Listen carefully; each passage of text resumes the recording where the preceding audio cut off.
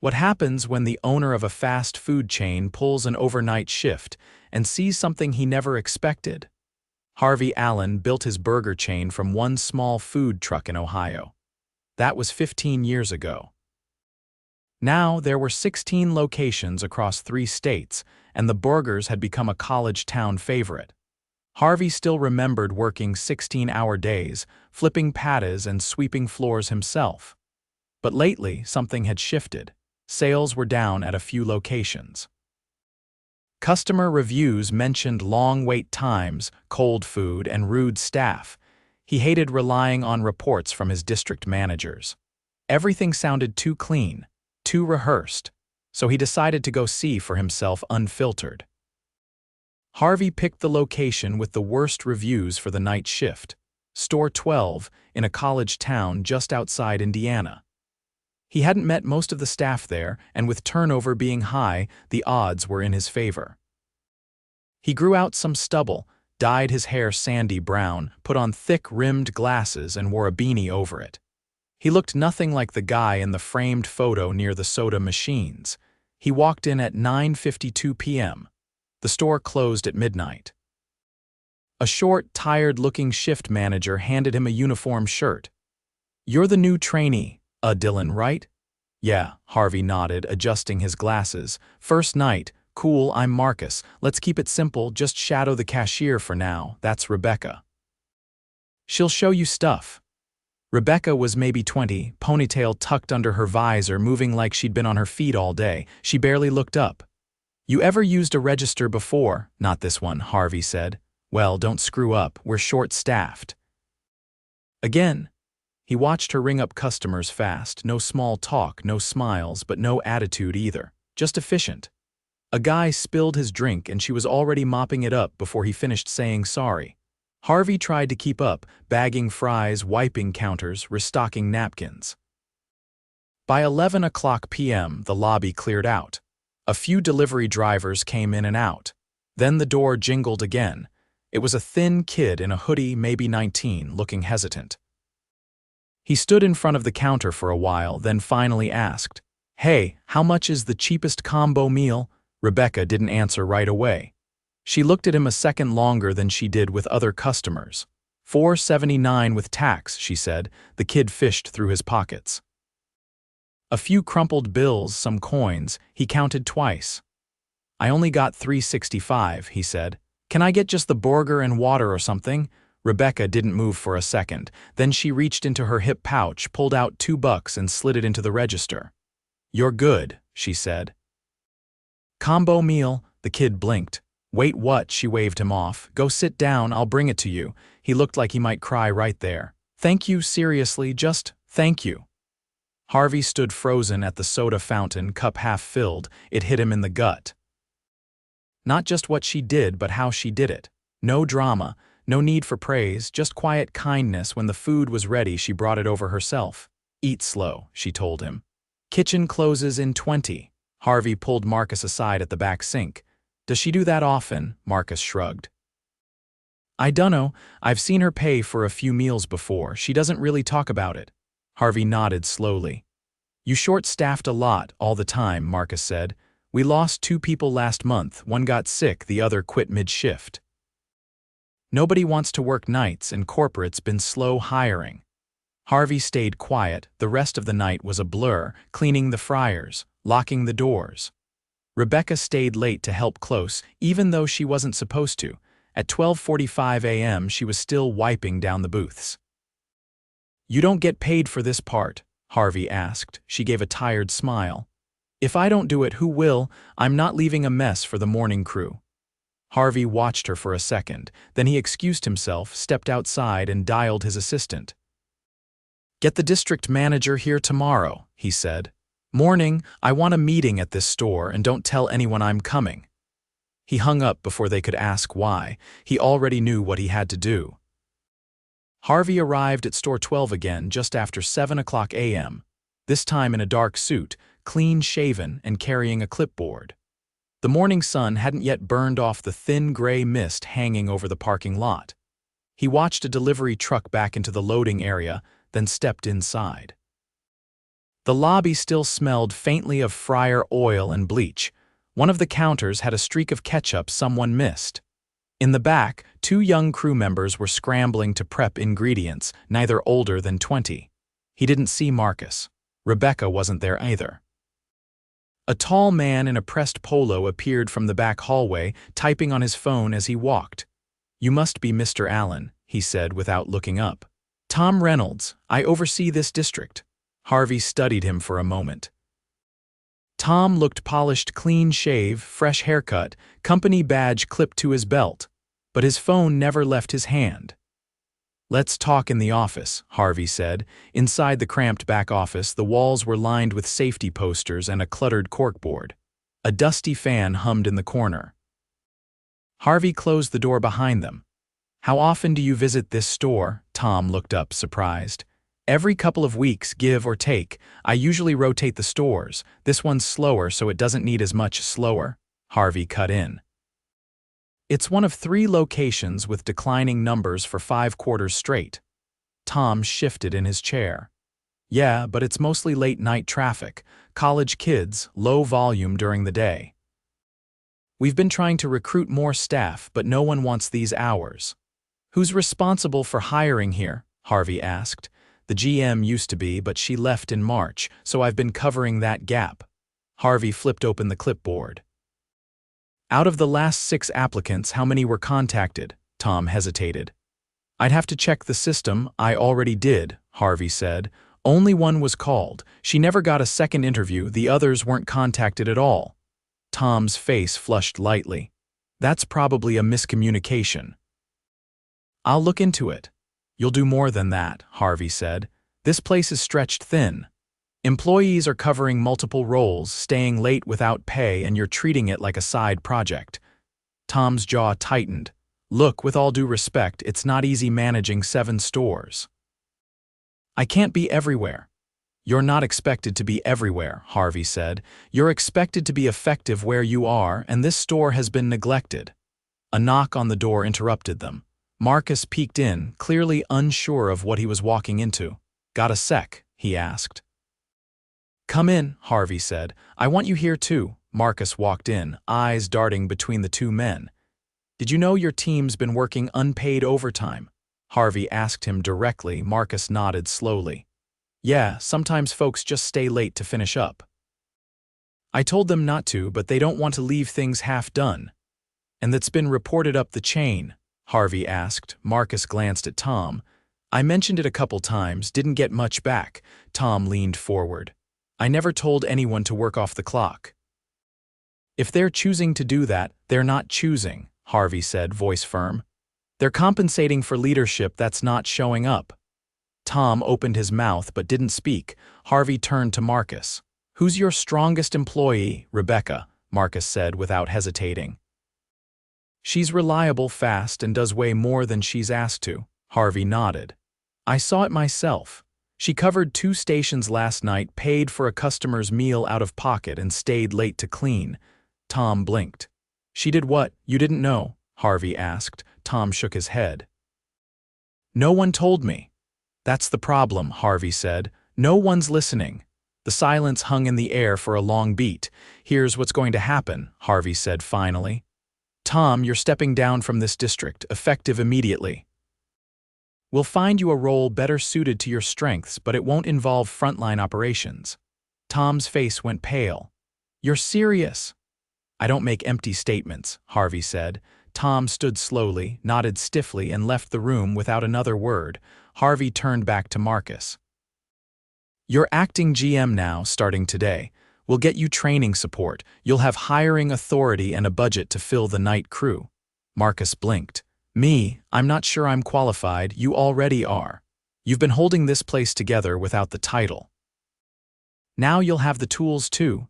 Marcus let out a breath. "Okay, I'll do my best." "I know you will," Harvey said. He spent the rest of the morning walking the floor with Marcus, observing the breakfast rush. Orders came in waves, mostly commuters and a few parents with kids in tow. The grill station lagged behind twice, and one customer received the wrong sandwich. Marcus stepped in to fix it without hesitation. At 11:30, Harvey asked one of the cashiers if Rebecca was scheduled. "She's afternoon shift today," the cashier said. "Comes in around noon." Harvey waited near the back door. At 12:04, Rebecca walked in, hair slightly damp from the drizzle outside. She clocked in, tied her apron, and headed for the front without seeing him. He stepped into view. "Rebecca," he said. She paused, confused. "Yeah," he extended his hand. "Harvey Allen, owner." Her mouth opened slightly, but no words came. "I saw your shift last night," he said. "Everything you did, I was your trainee." She blinked, piecing it together. "Wait, you were Dylan," he nodded. "I watched you handle customers, clean up after others, and cover for a short staff without complaint. That shouldn't be the norm, but you made it work." She looked down, unsure what to say. "I'm promoting you," he continued. "You'll be team lead for the late crew. Extra pay, more hours if you want them, and you'll help train new hires. Marcus will be your direct supervisor." Rebecca looked up slowly. "Why me?" "Because you've already been doing the job," Harvey said. "Now you'll be paid for it." She nodded, the weight of the moment sinking in. "Thank you," she said quietly. "You earned it," he replied. As the lunch line began to form, Harvey stepped aside and watched her move behind the counter. She took her position seamlessly, greeting the next customer with a calm, steady tone. There was no hesitation in her voice, no nervous glances. She belonged there. Harvey stayed until the rush slowed. Before leaving, he pulled Marcus aside near the soda station. "We're sending an ops trainer next week to support you both," he said. "Also, tell Rebecca she'll get retroactive pay for her unpaid hours once we verify them." "She'll appreciate that," Marcus said. "One more thing," Harvey added. "If anyone tries to undermine the changes we're making, whether from above or inside this store, I want to know immediately." "You'll be the first call," Marcus said. As Harvey stepped out into the lot, rain beginning to fall in thin lines across the pavement, he looked back at the store. For the first time in months, he didn't feel like it was slipping away. The rain had passed by late afternoon, but the sidewalks outside Store 12 were still damp, streaked with tire tracks and boot prints. Inside, the dining area was quiet, except for the low chatter of a couple finishing a late lunch in the corner booth. Harvey had returned, not as a customer or in disguise this time, but to observe the shift transition. He sat near the back with a plain notepad in front of him, watching without interfering. Rebecca didn't notice him at first. She was too focused on helping a new hire run through prep routines. The boy looked nervous, arms stiff at his sides, listening intently as she pointed out where things were, how to check fryer temperatures, and what to double bag during peak hours. "She's good at this," said a voice beside Harvey. It was Marcus, holding a tray with 2 coffee cups. He set one down in front of Harvey. "That's why she's leading the late crew now," Harvey replied without looking away. "How's she handling the added responsibility?" "She doesn't say much, but she's been staying on top of everything. Even caught a supply mistake this morning before it became a real mess." Harvey nodded but didn't smile. "Anyone give her trouble about the promotion?" Marcus hesitated before answering. "Not directly," he said, "but a couple of the older staff have been distant. One of them, Jess, hasn't shown up in 2 days. No call, nothing. She was scheduled. Both days." Harvey leaned back slightly. "That's abandonment. You already report it." "I logged it, just waiting on corporate to process the termination." "Don't wait, process it. If someone walks out on their team without notice, they're done." Marcus took a sip of his coffee and glanced at the counter where Rebecca was restocking sauces with the new guy. "You really think we can turn this place around?" he asked. "We already started," Harvey said. "But it's not about flipping a switch. It'll take consistency." He stood and took his cup with him, walking slowly toward the kitchen. In the back, the grill was hissing steadily and the AC unit buzzed overhead. The new kid was handling the fry station now, Rebecca standing behind him, offering quiet direction when he hesitated. "You've got time before the rush," she was saying. "Don't panic if you get behind, just flag me and I'll help." He nodded, clearly still anxious. Harvey stepped in. "What's your name?" Devin, the boy said, wiping his hands on his apron. First day. Stick close to her, Harvey said. You'll learn faster that way. Devin gave a quick nod and turned back to the fryer. Rebecca shifted her weight slightly. Didn't expect you back today. I didn't expect to need to be. Harvey leaned against the prep counter, but I'm glad I came. She didn't ask why, she just kept working. Marcus said you caught a supply issue, she paused, then opened the walk-in cooler. They sent us 4 cases of shredded lettuce. We only go through 2 in a week. I flagged it on the invoice and called the warehouse myself. Harvey raised an eyebrow. They respond, eventually. Took me 3 tries. Next time, copy Marcus on it. If they ignore you again, we'll escalate. She shut the cooler and leaned against the doorframe. They listen more if a guy calls. Harvey didn't respond right away, he just looked at her. I believe you, he said finally. That ends now. She nodded and returned to stocking. The dinner rush hit around 5:30. Students poured in, some still in practice jerseys, others with earbuds and backpacks slung low. The line stretched to the door. Rebecca moved like clockwork, calling out names, rerouting orders, jumping between the register and the grill when needed. Devin stumbled at one point, dropping a basket of fries. Oil splashed slightly, but no one was burned. He froze, eyes wide. Rebecca didn't scold him. She stepped in, handed him a towel, and calmly redirected him to the next task. Harvey watched closely. At 6:15, a tall man in his 30s came in. He wore a faded baseball cap and a heavy work jacket. He waited in line, then stepped up to the counter, tapping his fingers impatiently on the metal edge. I ordered online, he said. It was supposed to be ready 10 minutes ago. Rebecca checked the ticket screen, scanned the names, then turned back. What's the name on the order? Mike, double bacon, extra onion rings, she nodded. That just went into the fryer. It'll be out in 3 to 4 minutes, he scoffed. Then why'd the app say ready by 6? We're running a little behind. I can refund the order if you'd prefer. He leaned in, voice sharper now. No, I want the food. I just want it when I was told I'd get it. Rebecca didn't flinch. Understood. I'll bring it out as soon as it's ready. Harvey stepped forward just as the man turned to walk away. Sir, he said quietly, I'm the owner. I apologize for the delay. We're short 1 station tonight, but we're doing our best. The man seemed taken aback. Oh, I didn't know. I just get off work and this is my only stop before home. Harvey nodded. Appreciate the patience. We'll get it out quick. The man didn't say anything else. A few minutes later, Rebecca brought out the bag herself. Harvey turned back to the kitchen. Devin was wiping down the prep table. Another staffer, someone Harvey hadn't met, was standing idly near the mop sink, scrolling on his phone. Hey, Harvey said, walking over. You on break? The young man looked up, surprised. Nah, I'm just waiting for the next batch. For what? We've got orders on the screen. I figured they'd grab it. Harvey crossed his arms. What's your name? Jordan. You're on the clock, right? Yeah, then get on the line or clock out. Your choice. Jordan hesitated, then slowly put his phone away and moved toward the grill. Harvey turned to Marcus, who had just stepped in from the office. How long's he been doing that? Marcus frowned. I thought he was helping with trash runs. No more assumptions, Harvey said. Everyone pulls weight or they are out. Marcus nodded and walked toward the back to reassign stations.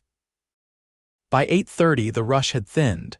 Tables were mostly empty again, with a few customers finishing drinks or chatting. Rebecca leaned against the drive-through window, sipping water. Devin was restocking the fry bins.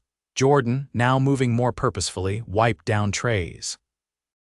Harvey stepped outside briefly and made a call. Yeah, it's me. Can we pull the last 90 days of clock in data for store 12? I need to cross-check scheduled hours against actuals, especially for late shifts. We may have more off-the-clock issues than we thought. He hung up and went back inside. Rebecca was stacking cups when he returned. Have you had a break tonight? She glanced at the clock. Not yet. Take 10. Now. She hesitated, then nodded and stepped into the break room. Marcus walked up behind him. I talked to Jordan, he said.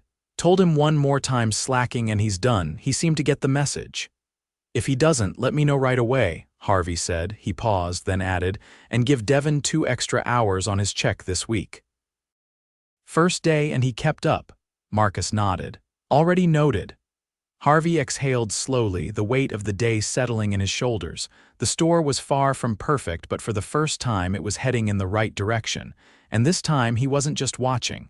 He was staying involved.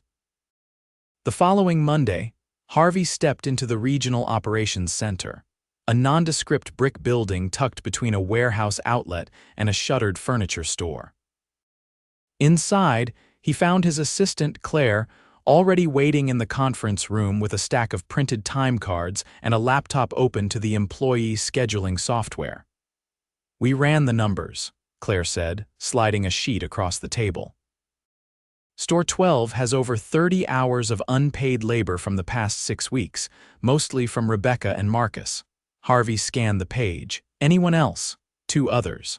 One left 2 weeks ago, the other is Jordan." He set the paper down. "I want all unpaid hours corrected by payroll Friday. And I want a memo sent to every store manager. No off-the-clock labor, 0 tolerance." Claire nodded. "Already drafted. Want me to show you before it goes out?" "I trust you," Harvey said. "Send it." She paused, then added, "Tom requested a meeting. Says he wants to give feedback before transitioning roles." Harvey stood. "Schedule it, but make it clear the decision isn't up for review." He left the center and drove straight to store 12. The sun was sharp in the windshield and the street signs shimmered slightly from the heat. By the time he arrived, the lot was half full and the line inside stretched nearly to the door. Inside, the smell of grilled meat and toasted buns hung thick in the air. Rebecca was at the drive-thru, headset on, calling orders with clipped precision. Marcus was behind the register, training a new hire who looked barely out of high school. Harvey waited until the line thinned before stepping into the back office. It was cramped, the air slightly stale, with a small fan rattling on the desk. He waited until Marcus joined him, closing the door behind him. "How's she doing?" Harvey asked, nodding toward the monitor showing the front counter. "Sharp," Marcus said. "Still adjusting to juggling training and orders, but she's keeping pace." "Any pushback from the crew?" Marcus hesitated, then sat down. "Jordan's been testing her. Nothing blatant, just small stuff, ignoring call-outs, not responding when she gives instructions. Left a mess at the sauce station last night and said it wasn't his job." Harvey leaned forward. "And I wrote him up. He tore the slip in half and tossed it in the trash." Harvey didn't blink. "Is he here now?" "Just clocked in. Pull him in." Marcus stepped out and returned less than a minute later with Jordan trailing behind him. The young man's posture was loose, almost casual, his uniform shirt untucked. Harvey didn't speak right away. He let the silence stretch. Jordan shifted. "Something wrong, you tell me," Harvey said. "You've been on thin ice since last week. You were given a warning. Then you ignored a directive from your team lead and refused to sign a write-up. Is that correct?" Jordan shrugged. "I didn't think she had the authority." "She's what, a cashier?" "She's your supervisor," Harvey said. "And you don't get to decide who gets respected based on where they started." Jordan looked away, jaw set. "You're done here," Harvey said. "Clock out, don't come back." Jordan's head snapped up. "You're firing me." "For that?" "For repeated insubordination, refusal to follow instructions, and disrespecting leadership," Harvey said. "Yes." Jordan looked like he wanted to argue, but one look at Marcus standing firm beside Harvey stopped him. He turned, muttering something under his breath, and walked out. Harvey waited until the outer door shut before he turned back to Marcus. "That should have happened sooner." "I wanted to be sure," Marcus said. "You were sure yesterday," Harvey replied. "Next time, act the moment you know someone's hurting the team." Marcus nodded, quieter now. Harvey stepped out into the kitchen. Rebecca was helping the new hire refill sauces, sleeves rolled to her elbows, a sheen of sweat on her forehead. She looked up when she saw him. "Got a minute?" he asked. She followed him to the break room. It was empty except for a few chairs and a vending machine humming in the corner. "I just let Jordan go," he said. She nodded. "I figured it was coming. You should have told me sooner." I didn't want it to look personal, she said. I thought I could manage it. You were managing it, Harvey said. But that doesn't mean you should have had to. She sat, hands folded on her lap. Some people think I only got the lead role because you saw me pay for that meal. Harvey sat across from her. You got the role because you've been leading without the title. I just finally gave it to you. She didn't respond right away. I know what it's like to be underestimated, she said finally. My first job, the manager called me kiddo for 6 months. I was 19. I ran circles around the whole crew, still didn't matter. It matters here now, Harvey said. But if anyone questions your authority again, you let Marcus or me know, immediately. She nodded, slower this time. He stood. By the way, your back pay will be on Friday's check. Her eyes widened slightly. You didn't have to do that. No, he said. But I did. Because we fix what we don't allow to continue. That night, Harvey stayed until close, not working, just observing. He sat in the booth nearest the counter, nursing a coffee and taking notes. Rebecca ran the floor with quiet control, guiding the new staffer through prep while answering drive-through calls without missing a beat. Marcus rotated between stations, never hovering, just filling gaps. At 11:47, the final customer left. The crew moved into cleanup. No one slacked. No one disappeared. Rebecca handed Devin a mop and nodded toward the front. He rolled up his sleeves and got to work. Harvey stepped outside, the night air cool on his face. The street was quiet, a few cars passing now and then. He sat on the curb watching the reflections of the overhead lights ripple across the wet pavement. Claire called just after midnight. Payroll's locked, back pay is processed, and the memo went out to every store. Good, Harvey said. Any response? A few managers replied noted. One asked if the policy was retroactive. What you say?